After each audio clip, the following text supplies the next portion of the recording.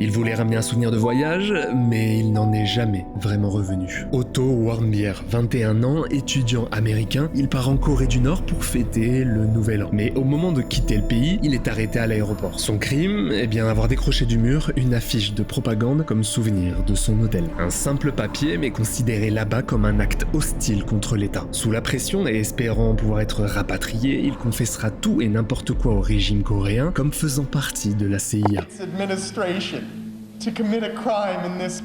Du coup, condamné à 15 ans de travaux forcés, il va pleurer et supplier « c'est la pire erreur de ma vie ». Et à partir de là, plus de nouvelles, mais pendant un temps seulement, parce que peu après, on apprend qu'il serait tombé dans un coma profond, la Corée mettant en faute le botulisme, tandis que les médecins américains, eux, pointent du doigt des lésions cérébrales massives, probablement liées à des manques d'oxygénation répétés, autrement dit, de la torture.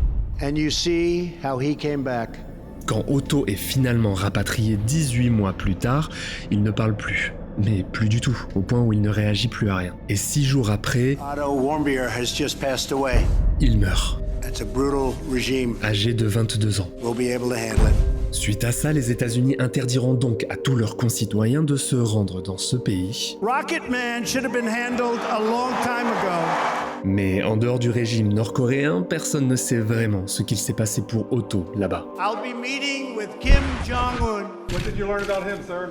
I learned he's a very talented man. What? I did speak about it, and I don't believe that he would have allowed that to happen. It just wasn't to his advantage to allow that to happen.